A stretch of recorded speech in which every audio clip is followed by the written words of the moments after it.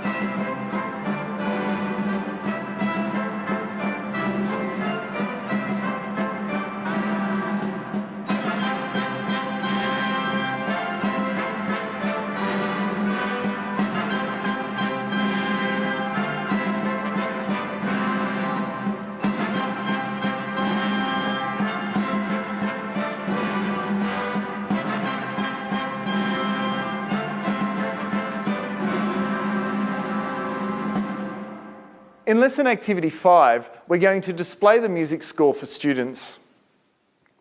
We will discuss some of the score markings on the music and then ask students some questions about the work. One of the ways that we can project the score onto a smartboard or projector is to use an Apple VGA adapter.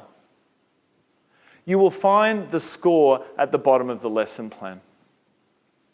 You could also email or print the lesson plan off the app, which will include the score at the bottom, and you can discuss and display the score for students on an A3 piece of paper.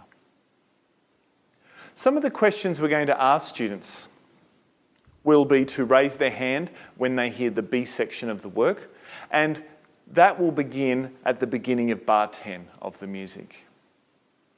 Score markings will include the repeat sign, which is a double bar line with 2 dots. Whenever we see that sign, we will repeat either back to the start of the music and perform that section once more before we continue on with the music, or we can also repeat back to its corresponding repeat sign, which looks almost identical except the dots are to the right, and we will only repeat those bars between the 2 repeat signs before continuing on. With time bars, we have a bracket over the top of a number of bars with the number 1 under it, and a bracket over the top of some more bars with the number 2 under them.